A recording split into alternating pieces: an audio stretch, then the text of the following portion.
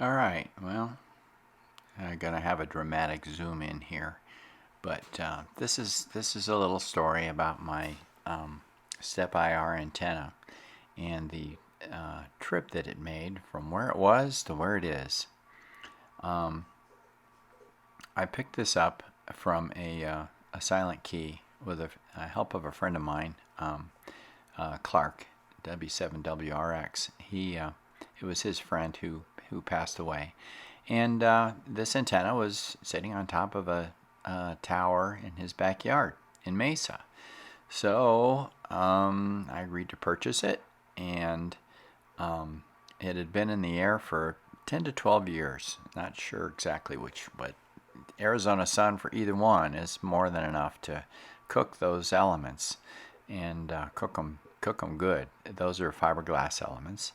So each one was, they were all removed. So for about 6 weeks, they were in my garage being sanded and painted, and bird poop was being scraped off of it everywhere, and every single square inch of it was examined and checked, and in some cases replaced.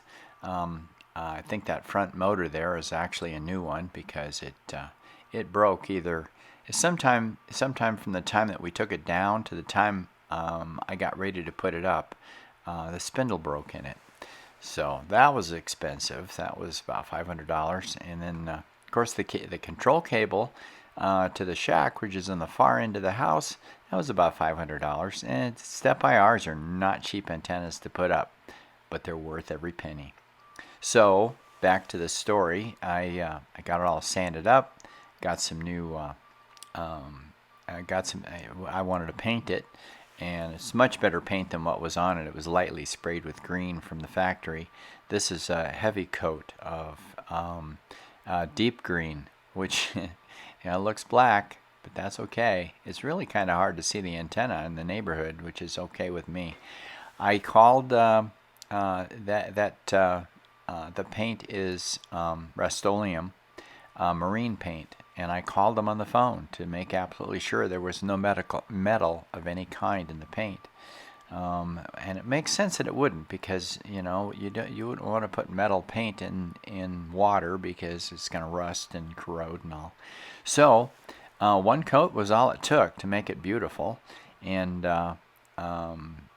we set it all up, got it set up and working, laying in the driveway.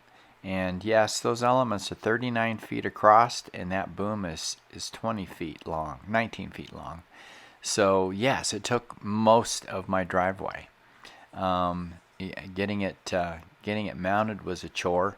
That's a 55-foot crank-up tilt-over tower, so it wasn't as much of a chore as it could be.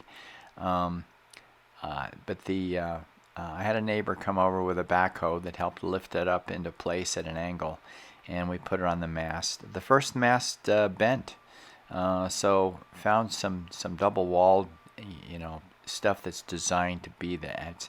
That tower will come down before that thing will bend, I think. But anyway, you can see there's no obstructions. It's pretty cool. That's to the north. That ridge you see there is a plateau, and it's about 1,000 feet tall, but it's 2 miles away. Actually, in that direction, it's more like 3, 2.5 or 3. So, and on the left there, you'll see there's a little yard arm. It comes out. That's a 40-80 meter off-center fed dipole, or whatever else I want to string up there, so I can experiment.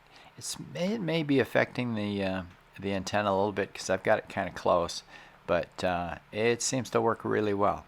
If you're thinking about a Step IR, it's worth it, but it's not for the faint of heart or somebody who doesn't have a lot of money in their wallet, or at least used to. Anyway, there's my glamour shots and my story. I'm sticking to it because that's real, and there you go. By the way, it's all grounded really well. There's another video on here that talks about the grounding and things that I did. So have fun. Let me know if you have any questions about the Step IR. I'll answer what I can.